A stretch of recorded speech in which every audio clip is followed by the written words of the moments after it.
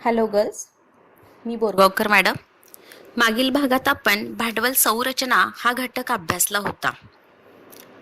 मी सांगितलं होतं भांडवल संरचना म्हणजे काय. तर भांडवल संरचना म्हणजे एकूण भांडवलात वेगवेगळ्या प्रतिभूतींचे गुणोत्तर प्रमाण जे ठरवलं जातं त्याला भांडवल संरचना असं म्हणतात.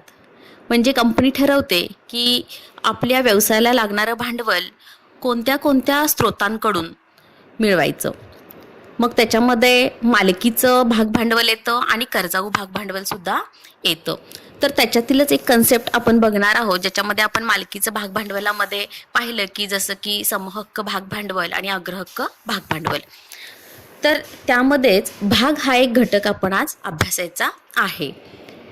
भाग म्हणजे काय, तर भागाचा अर्थ देताना काही व्याख्या दिलेल्या आहेत. पहिल्यांदा मी तुम्हाला त्या व्याख्या सांगते.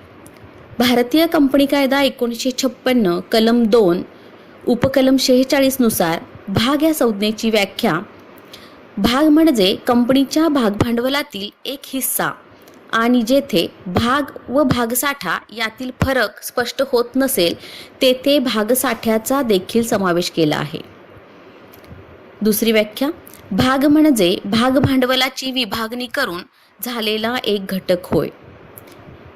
तिसरी व्याख्या: कंपनीचे भांडवल छोट्या भागांमध्ये विभागलेले असते, अशा प्रत्येक छोट्या हिश्श्याला भाग असे म्हणायचे.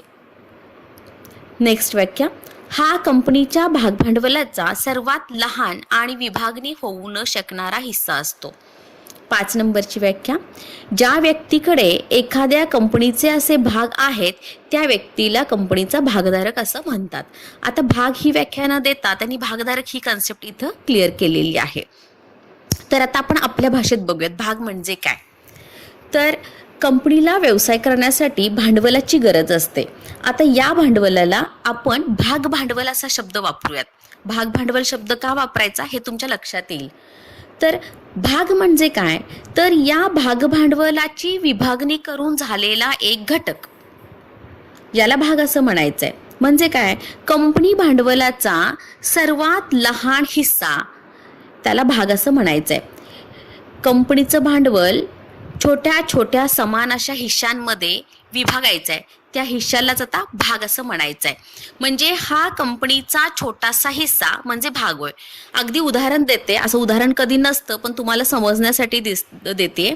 समजा कंपनीनं असं ठरवलं की ₹1000 भांडवल गोळा करून आपण व्यवसाय सुरू करायचा आहे. आता ₹1000 गोळा करण्यासाठी कंपनीनं काय केलं तर 100 रुपयाचे 10 भाग केले. म्हणजे ते ₹1000 10 हिश्श्यांमध्ये विभागले. तर हे जे 10 हिस्से आहेत त्या प्रत्येक हिस्सा म्हणजे भाग होय. 100 रुपयाचे 10 भाग केले. कंपनीचं एकूण भांडवल आहे 1000. 10 भागात ते विभागलं म्हणजे एक भाग 100 रुपयाचा. असे 10 भाग 100 रुपयाचे झाले. म्हणजे तो प्रत्येक भाग जो आहे त्याला भाग असं म्हणायचं. म्हणजे कंपनीकडं एकूण किती भाग झाले तर 10 भाग झाले. किती रुपयांचे भाग झाले तर 100 रुपयांचे भाग झाले. मग कंपनीचं भांडवल किती रुपयांचं तर 1000 रुपयांचं. बघा समजलं का. म्हणजे काय सांगता येईल, कंपनीचं भाग भांडवल छोट्या छोट्या समान हिश्श्यांमध्ये विभागायचं आहे, त्याला कंपनीचा भाग असं, त्या प्रत्येक विभागाला त्या प्रत्येक हिश्श्याला भाग असं म्हणायचं आहे. समान हिस्सा 100 रुपयाचे 10 भाग. असं नाही की एक 50 रुपयाचं, एक 10 रुपयाचं, एक 100 रुपयाचं असं नाही केलेलं आहे. तर समान हिश्श्यांमध्ये ते विभागायचं आहे आणि मग त्या प्रत्येक हिश्श्याला त्या प्रत्येक भागाला भाग असं म्हणायचं आहे. समजलं ना. कंपनीचे भाग म्हणजे काय, तर भाग म्हणजे कंपनीच्या भाग भांडवलातील एक छोटासा समान हिस्सा, त्याला काय म्हणायचंय भाग असं म्हणायचं आहे. आता कंपनीचे हे भांडवल अशा अनेक भागांमध्ये विभागलेले असते हे तुम्हाला कळलं. कंपनीचं लाखो करोडो रुपयांचं भांडवल असतं आणि त्या लाखो करोडो रुपयांचे छोटे छोटे असे समान हिश्श्यांमध्ये विभागणी केलेली असते आणि त्या प्रत्येक हिश्श्याला भाग असं म्हटलेलं असतं. मग विभागणी केल्यामुळं काय होतं, जेवढी तुम्ही छोटी विभागणी कराल तेवढा त्या भागाची किंमत कमी येणार आहे. म्हणजे कंपनीचे भाग हे कमी किमतीचे बनणार आहेत आणि कंपनीचे भाग हे कमी किमतीचे झाल्यामुळे कंपनीच्या भांडवल उभारणीमध्ये सामान्य जनता सुद्धा सहभागी होऊ शकते. म्हणजे एखादा भाग, एखाद्या कंपनीने समजा तिचे भाग 10-10 रुपये किमतीचे उभा केलेले आहेत, 10-10 रुपये कंपनीचे विभागलेले आहेत, तर 10 रुपये भरून एखादा सामान्य नागरिक, मग तो शेतकरी असो किंवा एखादं त्याचं छोटंसं पानपट्टीचं दुकान असो किंवा तो अगदी इलिटरेट असो, तो 10 रुपये भरून तो कंपनीचा भाग खरेदी करू शकतो आणि कंपनीचा मालक बनू शकतो. म्हणजेच कोणतीही व्यक्ती स्वतःच्या इच्छेनुसार कितीही भाग खरेदी करू शकते आणि असा भाग खरेदी करणाऱ्या व्यक्तीला त्या कंपनीचा भागधारक किंवा सभासद किंवा दुसरा शब्द आहे कंपनीचा सदस्य असं म्हटलं जातं. बघा, भाग खरेदी करणाऱ्या व्यक्तीला भागधारक किंवा कंपनीचा सदस्य म्हणजेच सभासद असं म्हटलं जातं. आता 11वी मध्ये मी तुम्हाला एक छोटासा फरक सांगितलेला आहे. भागधारक आणि सभासद यामध्ये सुद्धा थोडासा फरक आहे. आपण तो नंतर पाहूयात आणि तो तुमच्या लक्षातही असणार आहे. भागधारक आणि सदस्य इथं व्याख्येमध्ये जरी आपण एकसारखं बोललो असू तरी सुद्धा त्याच्यामध्ये काय फरक आहे हे तुम्हाला नक्की माहित आहे. ओघानं तो पॉईंट ही आपल्याला पुढे अभ्यासाला येणार आहे, त्यावेळेला आपण पुन्हा त्यावर चर्चा करूयात. तर आता आपण भाग म्हणजे काय हे तुम्हाला समजलेलं आहे. भाग म्हणजे कंपनीच्या एकूण भाग भांडवलाचा छोटासा समान हिस्सा म्हणजे भाग होय. तर आता आपण काय करूयात, भागांची वैशिष्ट्ये पाहूयात. तर भागांची वैशिष्ट्ये पाहताना ती सगळी वैशिष्ट्ये बऱ्यापैकी ते व्याख्येभोवतीच फिरतात. म्हणजे व्याख्येतच सगळं काही लपलेलं असतं. वैशिष्ट्ये, फायदे, तोटे हे सगळं व्याख्येत लपलेलं असतं. मी तुम्हाला सांगितलेलं आहे, व्याख्या म्हणजे त्या सगळ्या संकल्पनेचा गाभा असतो जो थोडक्यात मांडलेला असतो. आणि म्हणून पहिलं वैशिष्ट्य आहे अर्थ. आता या वैशिष्ट्यामध्ये आपल्याला काय सांगता येईल, तर भाग हा भाग भांडवलाचा छोटासा घटक आहे किंवा भाग हा कंपनीच्या भाग भांडवलाचा छोटासा हिस्सा आहे. आता आणखी थोडंसं व्यवस्थित, भाग हा भाग भांडवलाचा छोटासा समान हिस्सा आहे. मी आता फक्त समान हा शब्द त्याच्यामध्ये ॲड केलेला आहे. आता दुसरं वैशिष्ट्य मालकी हक्क. बघा, कंपनीचे भाग खरेदी करणारी व्यक्ती कंपनीची भागधारक असते, म्हणून भाग हे भागधारकांचा कंपनीवरील मालकी हक्क दर्शवतात. याचा अर्थ काय झाला, कंपनीच्या मालकांमध्ये भागधारकांचा समावेश होतो. म्हणजे भागधारक हेच कंपनीचे मालक असतात, कारण भागांच्या रूपामध्ये कंपनीच्या भांडवल गुंतवणुकीत त्यांचा वाटा असतो. म्हणजे ते गुंतवणूकदार झाले आणि जी व्यक्ती व्यवसायामध्ये भांडवल गुंतवते त्याला मालक म्हणतात. अर्थात कंपनीच्या या भागधारकानं कंपनीचे भाग खरेदी करून त्या भागांची किंमत कंपनीमध्ये भांडवल म्हणून गुंतवलेली आहे आणि म्हणून भाग हे कंपनीवरील भागधारकांचा मालकी हक्क दर्शवतात. आता तिसरं वैशिष्ट्य आहे अनुक्रमांक. प्रत्येक भागाला स्वतंत्र अनुक्रमांक असतो आणि तो भाग धाकल्यावर नमूद केलेला असतो. आता भाग धाकल्यावर नमूद केलेला असतो आणि स्वतंत्र अनुक्रमांक असतो का, तर अनुक्रमांक ही त्या भागाची ओळख असते.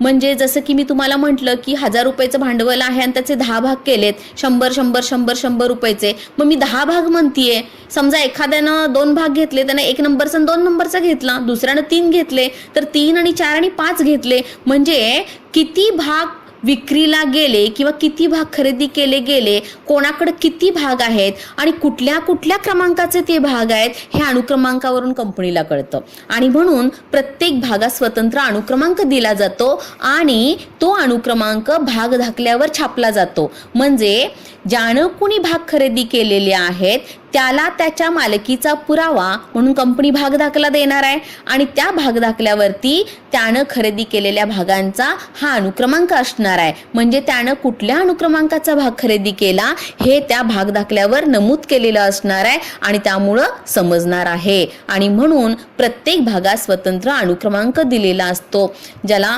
भाग दाखला म्हणजे शेअर सर्टिफिकेट, त्याच्यावरती तो नंबर छापलेला असतो.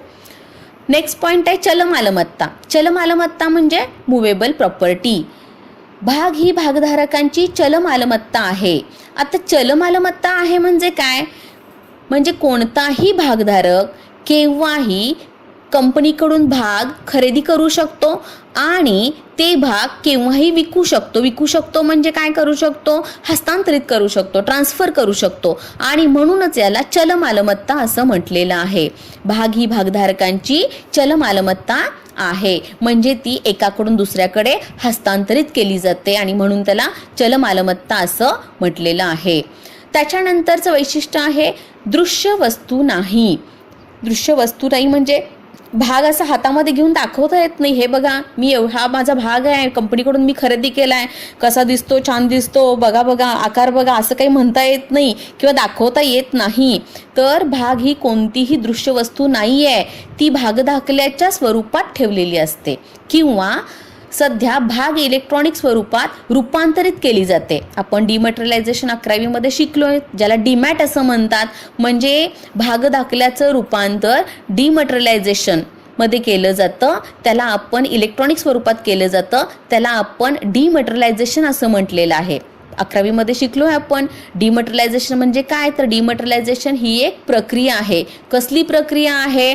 तर भाग दाखल्याचं रूपांतर इलेक्ट्रॉनिक स्वरूपात करणं, त्याला काय म्हणायचं आहे? डिमॅटेरियलायझेशन असं म्हणायचं आहे. आणि म्हणून भाग ही कोणतीही दृश्य वस्तू नाही आहे किंवा ती भागदाखल्याच्या स्वरूपात ठेवलेली असते किंवा ती इलेक्ट्रॉनिक स्वरूपात ठेवलेली असते. म्हणजे मॅन्युअल फॉर्मॅटमधून इलेक्ट्रॉनिक फॉर्मॅटमध्ये तिचं रूपांतरित करून सुद्धा साठवलं जाऊ शकतं. त्यालाच पुस्तकामध्ये त्यांनी हक्क असल्याचा पुरावा असं सुद्धा म्हटलेलं आहे. म्हणजे तुमच्याकडे भाग दाखला आहे ना, तर तुम्ही मालक आहात कंपनीचे, हे तर भाग दाखला सिद्ध करतो. म्हणून भाग दाखला हा मालकीचा पुरावा आहे, हक्क असल्याचा पुरावा आहे.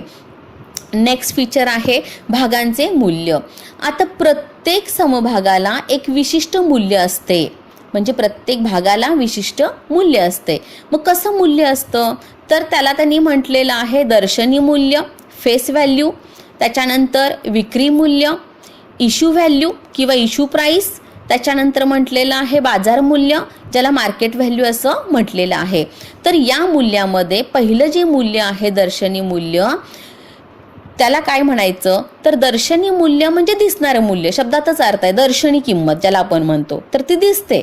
एखाद्या वस्तूवरती आपण MRP बघतो तर ते दर्शनी मूल्य असतं, बरोबर आहे की नाही? म्हणजे ती वस्तू आपण त्या किमतीला तो दुकानदार किंवा तो विक्रेता विकणार असतो आणि आपण ती खरेदी करणार असतो. तर भागांचं दर्शनी मूल्य सुद्धा असंच असतं, जे भाग दाखल्यावर नमूद केलेलं असतं आणि ते कंपनीच्या घटनेमध्येही असतं आणि म्हणून त्याला काय म्हणायचं? दर्शनी मूल्य असं म्हणायचं. विक्री मूल्य. आता विक्री मूल्य म्हणजे काय? तर कंपनी ज्या किमतीला भाग विकणार आहे त्या किमतीला विक्री मूल्य असं म्हणायचं. इश्यू प्राईस म्हणजे कंपनी कुठल्या किमतीला भाग विकणार आहे, तर त्या किमतीला भाग विकणार आहे त्याला काय म्हणायचं आहे? विक्री मूल्य असं म्हणायचं आहे. म्हणजे कंपनी विक्री मूल्याने भागांची विक्री करते. मग त्याच्यामध्ये पुन्हा त्यांनी सब पॉईंट्स दिलेत. मग विक्री मूल्य कसं असतं? तर सममूल्य असतं, ॲट पार, अधिमूल्य असतं, ॲट प्रीमियम आणि सूट देऊन असतं, ज्याला ॲट डिस्काउंट असं म्हटलेलं आहे. म्हणजे समजा मग अशा आपण बघितलं 100 रुपयाचा भाग आहे, तो 100 रुपयालाच विकला. विक्री मूल्य आणि जे काही विक्रीचं सममूल्य आहे ते 100 रुपये झालं इथं. म्हणजे विक्रीची किंमत 100 रुपये ठरली आहे कंपनीची आणि कंपनी विकते पण 100 रुपयालाच, त्याला म्हणायचं सममूल्य. पण काही वेळेला काय होतं, मागणी अधिक असते, त्यावेळेला समजा भागांची किंमत 100 रुपयेच आहे आणि कंपनी आता विकते 110 रुपयेनं. म्हणजे कंपनी कशी विकते? जादाचे पैसे घेऊन विकते, भागांची किंमत वाढवले, त्याला म्हणायचं अधिमूल्य. आणि सूट देऊन म्हणजे आता कंपनीचं मगाशी आपण बघितलं, कंपनीनं जर 100 रुपयाचा भाग 110ला विकला तर कंपनीनं आता काय केलं? तो भाग अधिमूल्यानं विकला. म्हणजे भागांचं दर्शनी मूल्य होतं 100 पण कंपनी विकते 110ला म्हणजे अधिमूल्यानं विकलं. आता सूट देऊन काही वेळेला काय होतं, भागांच्या किमती पडतात, ढासळतात किंवा बाजारातली परिस्थिती अशी काही येते की कंपनीला भाग कमी किमतीने विकावे लागतात किंवा आणखीनही काही गोष्टी त्याच्यामध्ये बऱ्याचशा आहेत, त्यावेळेला कंपनी आपले भाग सूट देऊन विकते. म्हणजे समजा कंपनीनं असं ठरवलं की भागांची किंमत ही 100 रुपये आहे, परंतु आता भाग आपल्याला 80 रुपयाला विकायला पाहिजेत, तर कंपनीनं ते भाग सूट देऊन विकले असं म्हणायचं आहे. तर विक्री मूल्य म्हणजे कंपनी ज्या किमतीला भाग विकते त्याला विक्री मूल्य असं म्हणायचं. हे विक्री मूल्य सममूल्य असू शकतं, अधिमूल्य असू शकतं, सूट देऊन असू शकतं. जेव्हा दर्शनी मूल्य आणि विक्री मूल्य एकसारखं असेल तेव्हा कंपनीने सममूल्याने भाग विकले असं म्हणायचं. जेव्हा दर्शनी मूल्य हे अधिमूल्यापेक्षा कमी असेल तेव्हा जेव्हा दर्शनी मूल्य हे विक्री मूल्यापेक्षा कमी असेल, विक्री किमतीपेक्षा कमी असेल,